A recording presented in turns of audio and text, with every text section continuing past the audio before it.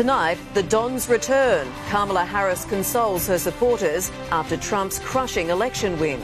Perfect friends. The PM's call with the president-elect amid fears about tariffs and interest rates. An elderly man's body found after a Woodville Gardens fire. Major crime detectives called in. Adelaide's Proton problem. Hopes dashed for kids with cancer. And $500 million of taxpayers' money on the line. And a brand new image for the Adelaide Crows. But what do fans make of the makeover? This is Adelaide's 9 News with Kate Collins and Brenton Ragless. Good evening. Donald Trump's return to the presidency is complete, with the results now demonstrating a Democrats' wipeout across the United States. And this time he could enter the White House with even more power than the last, leaving the world speculating about how he'll wield it and who he'll have by his side.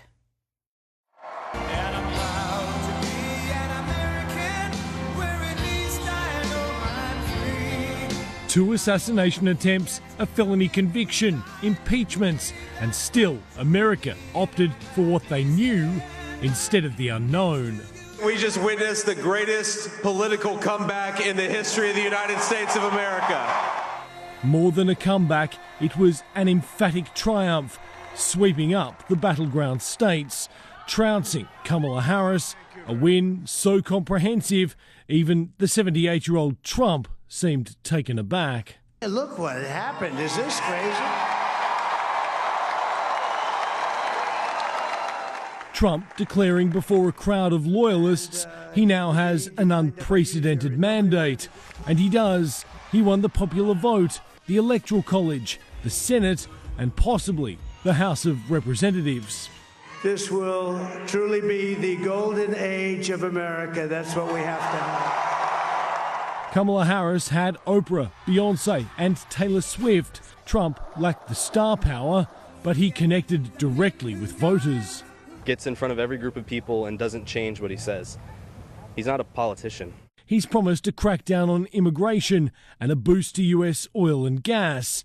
And his followers can't wait. Got to close the border, stop these people from crossing. Second thing, they've got to drill, baby, drill. Got to get that liquid gold out of the ground so we can get those gas prices back down to $1.80 a gallon. The stars and stripes of the American flag fly above Donald Trump's home. In his call with Kamala Harris, the candidate he beat, he agreed there's an importance to unifying the country. The question now is, how is he going to do that? After the win, Donald Trump Jr. says his father is already bringing the country together. We've actually brought people from across the aisle. We've brought people from different walks of life, races, religions, everything in, and actually embraced them. It's likely prosecutors will now wind down their criminal cases against Trump for trying to overturn the 2020 election and storing classified documents, all because his new Attorney General would almost certainly drop any charges. I love that he won, and because he won under the freedom ticket, basically, cutting the government down, regulation, taxes, so we can get back to the American dream, basically. And Elon Musk, who threw a fortune to back Trump, could emerge as the head of a new government agency to save money. He's already declared he could find $2 trillion in savings. Oh, let me tell you, we have a new star. A star is born, Elon. Now he is. Now he's an amazing guy. After the win was announced, the value of Musk's stocks rose an estimated $20 billion. Now it's average Americans hoping their finances will also improve. I'm interpreting the results tonight as the revenge of just the regular old working class American, the anonymous American, half of the country that rose up tonight and said, we've had enough. A country now waiting on Trump to deliver on his promise. This is a magnificent victory for the American people that will allow us to make America great again. In West Palm Beach, Florida, Jonathan Kersley, 9 News. And Kamala Harris finally emerged this morning to concede defeat and commit to a peaceful transition of power. The Vice President's party now left to sort through the tatters of its campaign and work out where it went so badly wrong.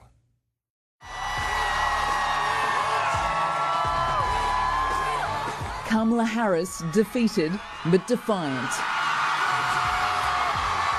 While I concede this election, I do not concede the fight that fueled this campaign. For the crowd gathered here, the painful knowledge the Vice President's victory would have made history, a second chance at shattering the glass ceiling Hillary Clinton couldn't break in 2016. Don't you ever listen when anyone tells you something is impossible because it has never been done before. Composed throughout, Kamala Harris offered Donald Trump something he denied her ticket in 2020. We will engage in a peaceful transfer of power. Earlier today, I spoke with President-elect Trump and congratulated him on his victory. In turn, the President-elect acknowledged Vice President Harris on her strength, professionalism and tenacity throughout the campaign, those qualities on full display. So to everyone who is watching, do not despair. But her supporters were devastated. A lot of crying. I haven't slept much. A lot of thoughts going through my mind. I thank you all. May God bless you, and may God bless the United States of America. The odds were against her at the top of the ticket for only 107 days. The VP to an unpopular president. And in the weeks and months to come, every minute of this failed campaign will be analysed by the Democrats. For now, their leader paid tribute to the politician who took his place. What America saw today was the Kamala Harris I know and deeply admire. She stepped up and led a historic campaign that embodied what's possible when guided by a strong moral compass. I think she's done all she can do right now, which is to lead by example and uphold the constitutional principles of our democracy. The election was thought to be on a razor's edge. In recent weeks, any missteps in either candidate's campaign sharply criticised. Exit polls now show most of it didn't matter. When did you make up your mind and decide on your presidential vote? 80% of voters say before September they were already locked into their choice. For the Democrats, the loss is as disheartening as it is indisputable. So you asked, are there any places that the vice president is overperforming Joe Biden in 2020? Holy smokes. There you go. Literally nothing? Literally nothing. Literally not one county? Kamala Harris ran on a platform of hope, positioning her campaign as a fight for democracy. But this was not an election to be won on ideals alone. Like it or not, Donald Trump ran an issues-based campaign. Focusing on inflation and immigration. As the Obamas extended their congratulations to the new president-elect, they acknowledged that reality. America has been through a lot over the last few years, price hikes resulting from the pandemic, to rapid change and the feeling a lot of folks have that no matter how hard they work, treading water is the best they can do. Don't ever give up. Don't ever stop trying to make the world a better place. You have power. You have power. Kamala Harris leaving the stage and leaving the rest in the hands of the people. In Washington, D.C., Alison Petrowski, 9 News. The Albanese government has wasted little time building relationships with the incoming president, but our ambassador to the US has some ground to make up. Kevin Rudd starting by deleting social media posts criticising Donald Trump. As economists warn, Trump's plan to hit China with massive tariffs could cost us billions. An awkward introduction. The Prime Minister today speaking to the man who may shape his government's economic and political fortunes. Congratulations to President Trump on his election victory. Anthony Albanese putting his best diplomatic gloss over the challenges ahead. President Trump has run a campaign based on change and he's made it clear he's going to do things differently. So we shouldn't be surprised. But first he's got to establish a working relationship, notwithstanding past comments. He scares out of me. It is feasible that you'll one day meet him. I'll probably be more polite than that. Australia's ambassador to the United States, Kevin Rudd, going further, scrubbing clean his old social media posts, including one calling Trump the most destructive president in history. I heard he was a little bit nasty. You were a destructive president, a traitor to the West. He won't be there long if that's the case. I don't know much about him. Since this interview aired in March, Kevin Rudd's been leading Australian efforts to build bridges with top Republicans in Washington. President Trump is not somebody to be scared of, but somebody that we can work very closely with. Donald Trump today told Anthony Albanese that Australia and America will be perfect friends. But friends like Donald can cause chaos. Trump's victory sending shockwaves through the global financial markets, the Australian dollar falling, our exposure to China making us vulnerable to the president-elect's plan to hit Beijing with big tariffs. Economist Warwick McKibben saying this will cost Australia up to $10 billion a year. If you put tariffs on China, slow down their economy, that means their demand for our exports will go down and incomes of our workers will go down who produce those commodities. If China ends up badly affected by this, and that badly affects us. A cut to interest rates looking ever more distant. Andrew Probyn, 9 News. And with the election now wrapped up, let's hear from Nine's political editor Charles Croucher with his take on an extraordinary few days in the United States. For all the headline-grabbing social policies of deportation, deregulation and dismantling trillions of dollars in government contracts, it was simply being different that did it for the Donald. Americans smashed by inflation and struggling week to week went back to what they knew. Nostalgic for an era, imagined or otherwise, before there were wars in Europe and the Middle East, before there was COVID and before everything cost so damn much. Wall Street may be surging, and it certainly surged today, but Main Street is struggling. It's been 4 decades since Ronald Reagan asked Americans, are they better off than they were 4 years ago? Well, last night, they answered. Charles Croucher there. Well, back home, and major crime detectives are tonight overseeing the investigation into a Woodville Gardens house fire. A 72-year-old man found dead inside. The home's resident lived alone. Exactly how the fire began isn't yet known, but police say it is suspicious. A fleet of detectives setting up camp in a Woodville Gardens street. A house fire quickly becoming a far more sinister investigation. It was just a bit weird and a bit concerning on what was sort of happening. It all started just after 4 this morning when emergency crews were called to Essex Street, a resident reporting an orange glow inside a home. Fire crews also soon finding the body of a 72-year-old man. The death is being treated as an unexplained death. The fire appears to be suspicious, but it's too early in the investigation to determine the actual cause. A complex investigation which saw police blocking the street for most of the day. Major crime detectives among them, helped by forensic teams and fire investigators. A man named Bill lived alone at the home with his dog and could often be seen out chatting with neighbours in the street. He's a good old bloke, always have a yarn with you when he sees you and stuff, so everyone all knows him up here. Bill was a very friendly guy. He's always outside saying hi to his neighbours.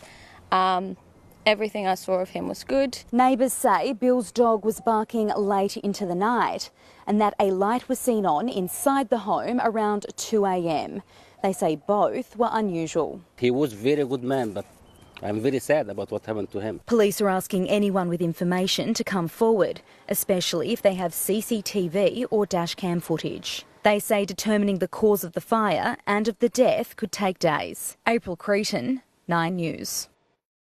A purpose-built facility on North Terrace intended to save the lives of gravely ill cancer patients is tonight at risk of becoming a giant taxpayer-funded white elephant. The government finally pulling the pin on an agreement to buy a proton therapy unit after months of fearing the supplier would never deliver.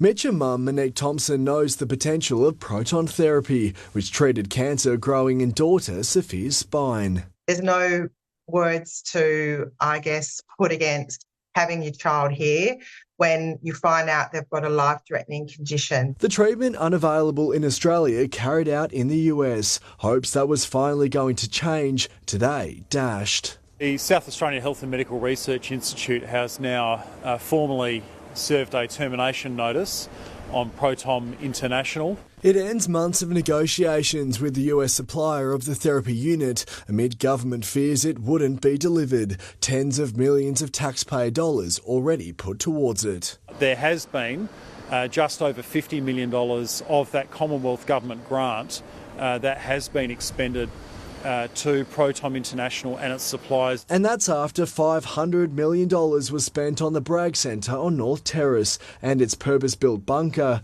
which is bespoke to Proton's machine. But even if it's determined a new machine can go in this bunker, more money will be needed and the project would go back out to tender, meaning any treatments would still be years away. Lawyers' fees likely to mount up too. Trying to determine how much of that is recoverable, whether it's in terms of money or whether it's in terms of the goods that have already been manufactured to date. What is upsetting is that, I guess people who are going through what we experienced will be asking the question of what was the plan B? Ollie Haig, 9 News.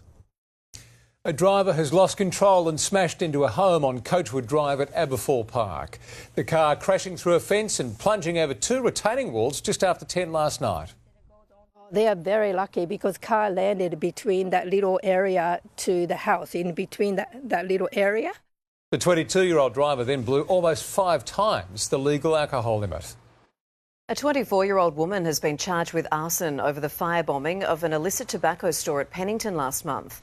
A mattress was used as part of the fuel for the blaze in a block of shops on Addison Road.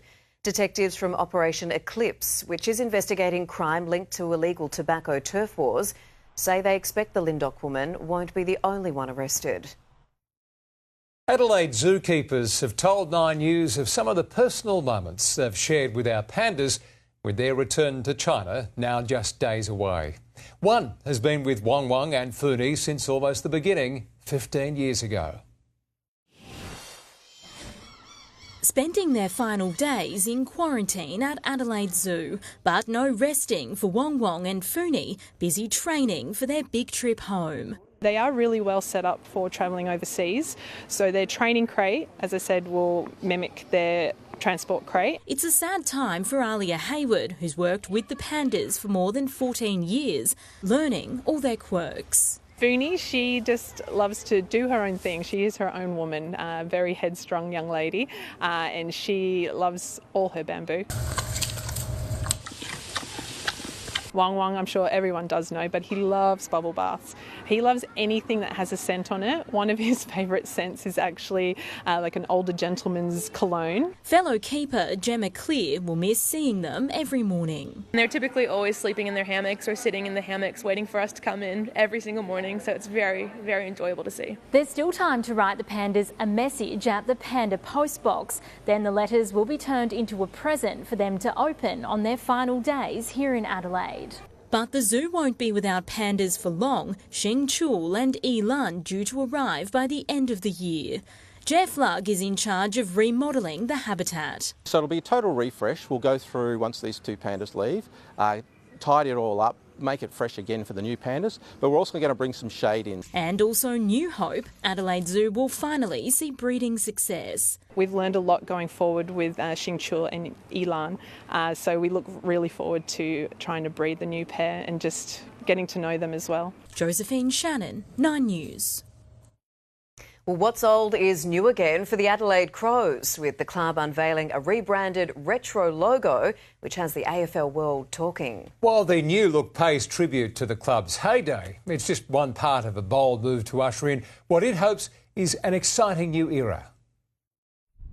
It's back to the future at Westlakes, the club's nostalgic new logo already adorning walls, windows, shirts and stubbies. It's exciting for our footy club. We're moving into a new era. And it's one paying tribute to the glory days of the 90s, evoking the famous swooping crow that defined Adelaide's formative years before its most recent modern makeover. We've got a rich footy heritage, so we thought, why not go back to the swooping crow from 1991, but give it a modern feel. It's already drawn the ire of the internet, where reaction has been mixed. The club copping plenty of criticism across its social channels, even if the sentiment seems to be shifting. I must admit, that does look better. Yeah, it's a bit more gutsy. I actually like the look of it. The people are going to really love it. It might take a little bit of time, but yeah, we're really proud of it. The design far more refined than the leaked version in September, with a darker blue, richer red and deeper gold.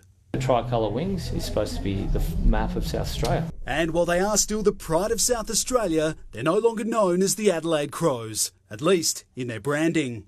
We've just used the name Adelaide now rather than Adelaide Crows, and we think it's a better connector, the state, the city, the club. With the new signage up and the shelves now stacked here at West Lakes, the makeover's well and truly complete, but it's nothing compared to what's in store at Theberton. Work on the new $100 million headquarters to be underway by the end of the year. We want it to be world class, we want to be a destination club. A new era now officially underway, and it's one they hope will soon enough see history repeat. Will Crouch, 9 News. Well, Tom Wren's here now. Look, I like it. Yes. Yeah, I don't mind it. I think it's all right. I think it's pretty cool. Now, it's a new logo, but the same vision as well, Rennie. Well, as we've just heard, the Crows desperately want that success, and Tim Silvers has opened up about those expectations the club has heading into 2025, Kate, and they're not the only local club hungry for glory, with the Power ready for revenge on Richmond, who have already taken an early look around at Alberton. Also ahead, Nathan McSweeney misses out, but the door to open is still ajar. Plus, Melbourne Cup winning jockey Robbie Dolan gets back in the saddle. Thank you, Rennie. We'll see you soon. A targeted blitz across all corners of South Australia. Police cracking down on domestic violence offenders. Up next, the shock amount of arrests made in the second operation this year. Plus, the Prime Minister calls time on social media. Kids under 16 set to be banned. Also, the sky-high plans for an iconic East End spot revealed. Could it be our city's tallest tower?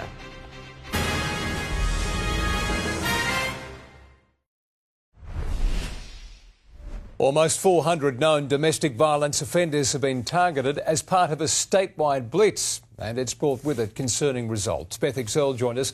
Beth, almost 90 people have been arrested. Yeah, it's a shocking figure, Brenton. This is the second targeted crackdown since July under Operation Storm, and sadly, this time around the numbers are even higher. 87 arrests were made and nearly 200 charges laid. Police issuing 5 stalking cautions and 26 intervention orders. Now, among the arrests was a 60-year-old Eastern Suburbs woman just a fortnight ago. She's been charged with attempted murder of her partner.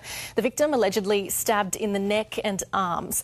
A 39-year-old Adelaide Plains man was also arrested, accused of assaulting his partner and torching 2 cars, causing $100,000 damage. His charges include assault, strangulation and arson. Everyone is too many. We're deeply concerned about the amount of family and domestic violence within our community. We obviously welcome the Royal Commission looking for new and better ways of approaching this, particularly in the prevention space. Police tend to come in when things have escalated and people are already being harmed. In total this year, police have arrested almost 170 offenders, and this operation is ongoing. Kate. Beth, thank you. A 31-year-old Wallaroo man suffered leg injuries after crashing a motorbike at the intersection of South Road and James Cogden Drive at Mile End South. He was taken to hospital at around 9:30 last night and will also be interviewed by investigators after the bike was found to have been stolen from a city car park in September. A world first for Australia tonight, with the federal government set to ban children under 16 years old from all social media platforms. The Prime Minister announcing the plan before meeting grieving families who say their lives have been changed forever. In Canberra to deliver a direct message, 12-year-old Charlotte O'Brien's parents Matt and Callie carrying her ashes in a teddy bear. This is Charlotte. She was in charge in life and she's still very much in charge now. She's giving us directions every day. Today, the Sydney schoolgirl's voice reaching the Prime Minister. He was deeply moved by Charlotte's story and our story now. And he knew that he had to step up to the plate. Charlotte's final wish for help, left in a note 8 weeks ago after receiving a message on social media while she was alone in her bedroom at home. This one's for the mums and dads. Social media is doing harm to our kids, and I'm calling time on it. A plan to ban all Australians under 16 years old from accessing social media. A total shutout that'll require big tech buy-in. This onus will be on the platforms. I'm sure we're going to see big tech coming out with a whole lot of hysteria. They're going to say no, but actually our products are fine. A ban like this would be a world first. Meta refusing an interview, but tonight sending data. It claims 2/3 of Australian parents think they should decide if their children should be on social media and not the government. The family presenting a petition and meeting the opposition with long-time Change campaigners 36 months and Victoria's Rob Evans, who lost 15-year-old daughter Liv to anorexia. These laws would have protected her. There is no question in my mind that it's the right decision. This will save lives of our kids. Charlotte is saving lives. She is. In Canberra, Ruth Wynne-Williams, 9 News. A $450 million skyscraper is planned for the city. The state government asking developers to tender for the site at the corner of North Terrace and Frome Road. Designs are open to negotiation. It could even be 2 towers, but it's hoped the eventual structure will include apartments and among them affordable housing. A sudden storm has smashed SA's southeast. Locals in Mount Gambier caught out as heavy rain and hail swept through the town at around 12:30 this afternoon. The storm's bringing a significant and sudden deluge, around 12 millimetres falling in just 10 minutes. It sparked multiple calls for help from emergency services, with a clean-up now underway. The South Australian music icon is tonight the toast of the town. Jessica Braithwaite, it's our guy, Guy. Yes, Kate, we are live at the South Australian Music Awards tonight, where local music superstar Guy Sebastian will be inducted into the Hall of Fame. Now, as one of Australia's most successful artists, Guy has sold over 7 million units worldwide and amassed over 1.3 billion streams. Since winning the inaugural season of Australian Idol in 2003, he's earned 82 platinum certifications and remains the only Australian male artist to achieve 6 #1 singles. Well, tonight's awards will also celebrate the up-and-coming rising stars of the South Australian music scene. Well, today we saw a few showers around the metro area, then we saw some sunshine this afternoon, clearing up to just under 22 degrees. Right now we're sitting in the high teens in the city. Maybe a couple more sprinkles tomorrow, maybe not. Could go either way. I'll have that forecast coming up soon. Thank you, Jessica. The world reacts as Donald Trump gets America's top job again. Global leaders now speaking out. Tonight, how will the presidency play out in such a turbulent time around the world? There's no place like home. Judy Garland's Wizard of Oz ruby slippers up for auction. Plus, the South Australians tonight nominated for one of the nation's biggest awards.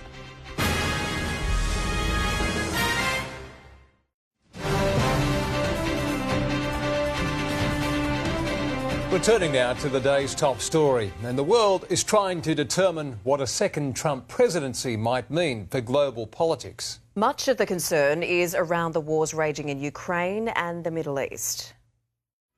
Donald Trump will once again be leader of the free world, and now the world contemplates what that means. Mr. Speaker, can I begin by congratulating President-elect Trump? The well-wishers came in thick and fast, and in Tel Aviv they came in the form of a giant billboard.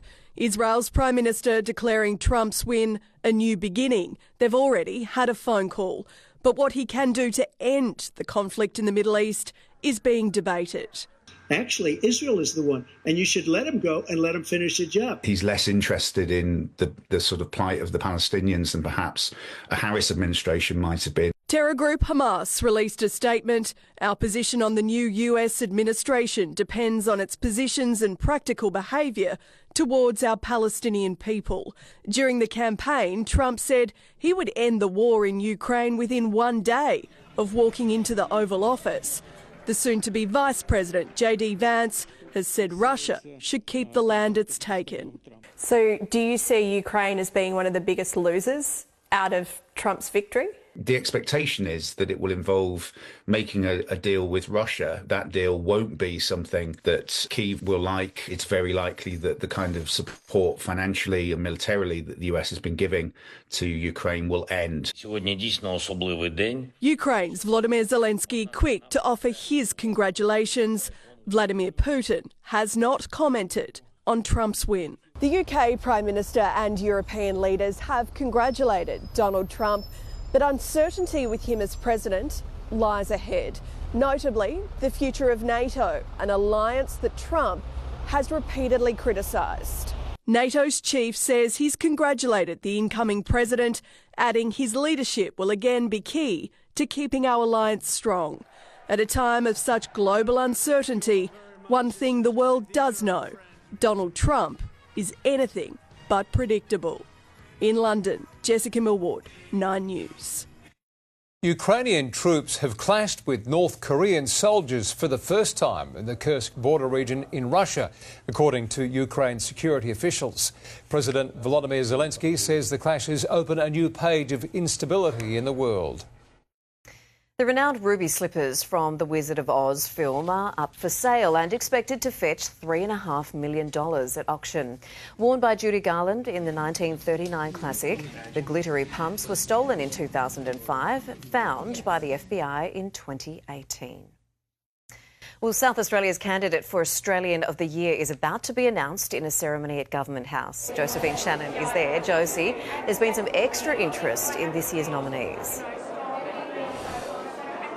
Yes, Kate, that's because a South Australian Police Commissioner, Grant Stevens, has also been nominated for his work, partly because of his work leading South Australia through the pandemic and also for his role as a board member of Operation Flinders, a program which empowers vulnerable youth. But his nomination has also come because of the way in which he and wife Emma have handled the death of their youngest son, Charlie, choosing to use their personal pain to push for public change, speaking out to encourage better road safety and also to encourage conversations about organ donation, especially among young people. Commissioner Stevens has spoken previously about how the Australian of the Year Awards could provide him with a powerful platform to further promote those messages.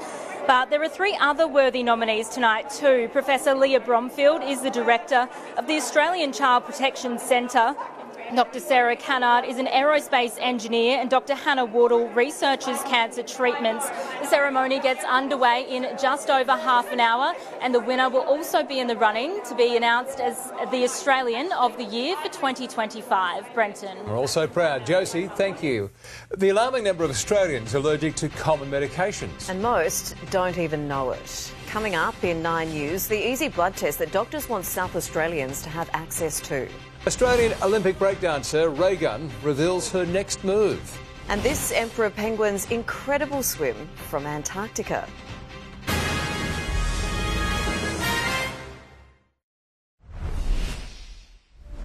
Blood tests can identify whether you're vulnerable to life-threatening side effects to common medications, from codeine to chemotherapy. The Royal College of Pathologists is tonight calling for public funding to meet growing demand and ensure equitable access. When Jennifer Coney was diagnosed with bowel cancer, her treatment sent her body into toxic overdrive. 2.5 weeks I was in hospital. She couldn't properly metabolise the chemotherapy tablets. I was so sick, I didn't realise how bad I was. 1% of patients die from side effects related to their chemotherapy, not related to their cancer. A blood test revealed Jennifer has a genetic variant, the reason she reacted so badly to the common chemotherapy capecitabine.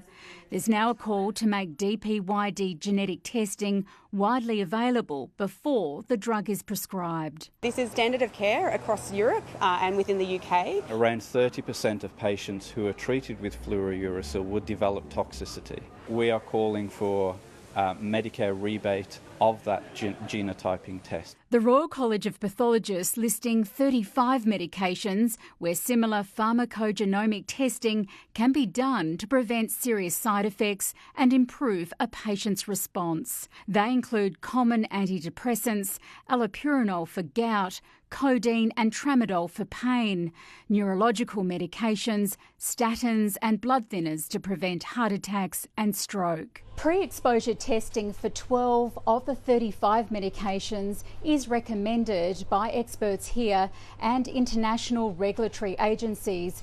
In Australia, oncologists and psychiatrists are leading the way in adopting the tests. Patients can be walking around in the community and not know that they carry one of these variants. Gabriella Rogers, 9 News.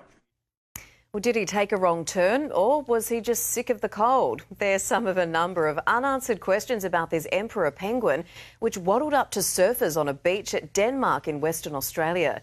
Scientists believe the nearly metre-tall young male swam more than 3,000 kilometres from its home in Antarctica. A wildlife carer is now nursing the malnourished creature back to health. Happy feet. Well, her moves at the Olympic Games in Paris brought her viral fame, and breaker Rehn has revealed her next one. She says she's done with competitive breaking after the backlash and scrutiny of her performance in Paris. I was going to keep competing for sure, but that seems really difficult thing for me to do now, to approach a battle. Rehn's now signature moves are proving to be a moneymaker, though, recently landing her a job promoting Richard Branson's cruise line.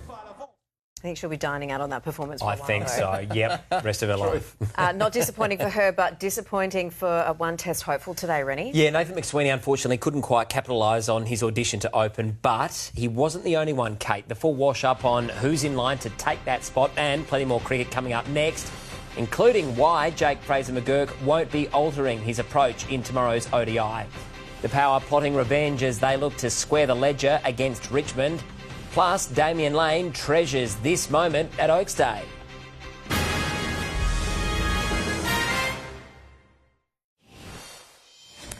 Hello again. The vacant spot at the top of Australia's order is still anyone's to win after frontrunner Nathan McSweeney failed with the bat in Australia A's tour match.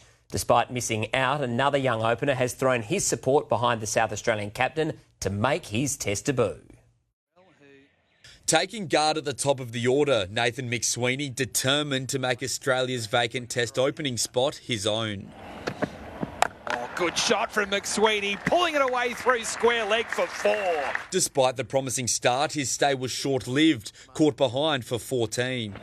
There's the edge, and he's out. KL Rahul, who's got very good hands, takes the catch at second slip.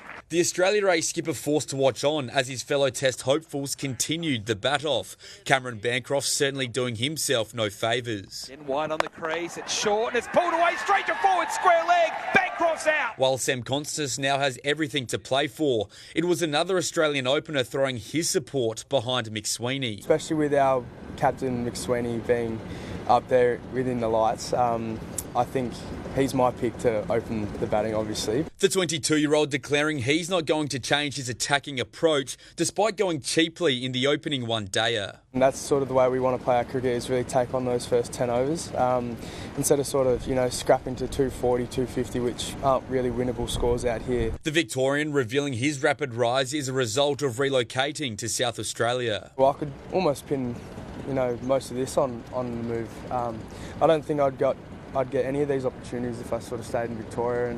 He'll be out to make the most of that opportunity when Australia hosts Pakistan in tomorrow's second one-dayer at Adelaide Oval. Dylan Smith, 9 News. Well, the Crows may have a new look, but the vision is the same heading into next season, with CEO Tim Silvers unwilling to accept anything less than success. While he was quick to temper expectations around finals, there are still high hopes heading into 2025. In terms of expectations and where we want to be on the ladder, it's all about sustained success for our footy club. And we've got expectations next year to really improve where we landed last year in the men's. The club's new logo officially unveiled at Westlakes today. Meantime, excitement's building at Alberton as the Power's women's side prepares for their first ever final. Ahead of a rematch with Richmond, coach Lauren Arnell is confident her side is vastly different to the one that lost to the Tigers by 21 points. That was back in round 5, right before ripping off 6 straight wins. I know that our group enjoys every opportunity they get to play, and it is pretty limited in this comp, having 11-game fixtures and now being able to play a final and hopefully more than one. It's something I have confidence the players will enjoy. The Tigers clearly hunting any kind of advantage, already sending staff to scrimmage and scout the ground at Alberton. Well, it's been a memorable day at Flemington for jockey Damien Lane, pulling off the perfect ride to win the Crown Oaks on board Treasure the Moment. A busy day too for Melbourne Cup winning jockey Robbie Dolan, keeping his promise to race up at Ipswich.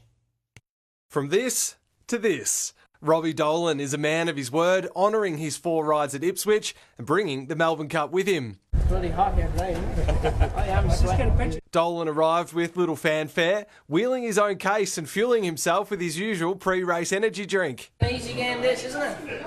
Easy game. And punters had no trouble getting a photo with him and the cup. It's not every day you get to see a Melbourne Cup in the flesh.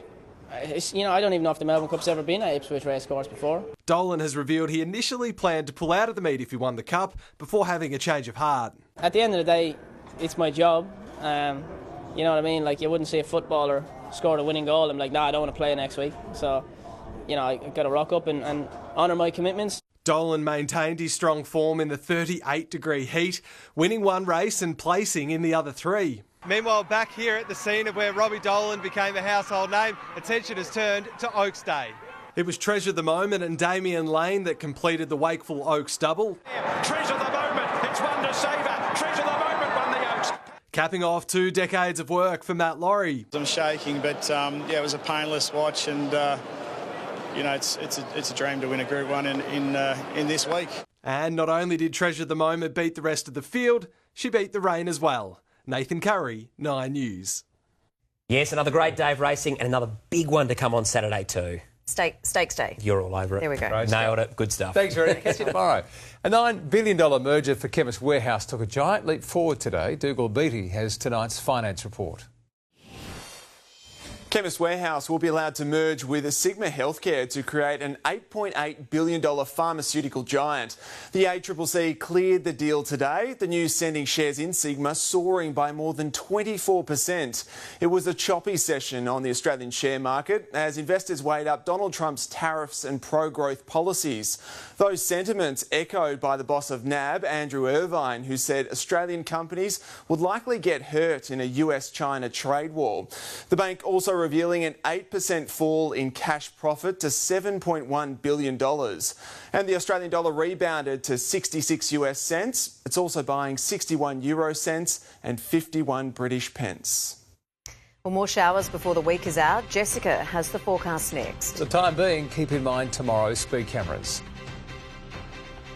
Wake up and laugh with Adelaide's #1 breakfast show. Rudits and Lows tomorrow on 104.7 Triple M. For the latest Adelaide news and traffic.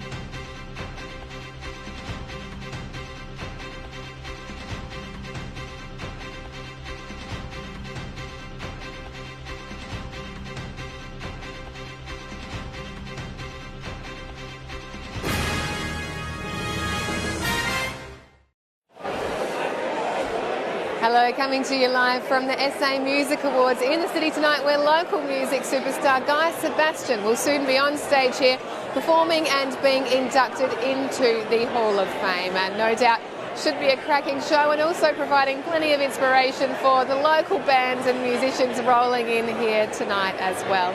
Around Adelaide today, we saw a few showers around this morning, but a mostly sunny afternoon. We ended up coming in just under that 22-degree mark, and right now in the city, sitting at around 17 degrees. Across the suburbs, a little bit grey this morning. In terms of the rain totals, not very evenly dispersed, but we did see a good 5 to 8 millimetres through the southern hills, and it was a cold 14 degrees at Mount Lofty today.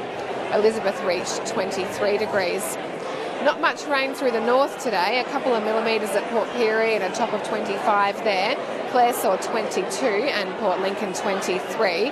To be honest, most areas through the south did not get a lot of rain today, less than 2 millimetres for Mount Gambier, Naracoorte and Keith. On the charts, we can see that front just slipping past to our south tomorrow morning. That once again brings the chance of showers, but there's not much in it. Meantime, interstate, the sun's out in Canberra with a clear 24, Sydney a sunny 30, Brisbane a possible storm with a warm 34 degrees. We'll see the sun again across the top of SA tomorrow, Woomera 27 and Port Augusta 26. Then as we move further south, a bit more cloud cover and some morning showers sneaking back onto that forecast. Mount Gambier looking cool with 17 degrees and showers. Victor Harbour only the slight chance of a shower with 19. Looking partly cloudy at Kingscote with a top of 21 in store. So take care by the water in the regions. We have marine wind warnings through central and southern coastlines through to the lower southeast. While on Adelaide waters, westerlies 15 to 25 knots, shifting south-southeasterly below 10 knots in the evening. In Adelaide, there's a 50-50 chance you'll see morning showers tomorrow, but even if you do, it's not likely to be anything heavy. 21 for Elizabeth, 20 at Glenelg and Noarlunga, and a top of 21 degrees in the city, with just that, chance there of a morning shower. After that, perhaps a little cloudy on Saturday with 23, a mixture of cloud and sun on Sunday, warming up to 26 degrees and warming up even further next week into the high 20s. But in the meantime, time to get some good local music happening here in the city tonight. Music to our ears. Thanks so much, Jessica, and thank you for joining us. You're up to date here on 9. And we'll keep you updated across the evening, but stay watching now for a current affair. Have a great night. Good night.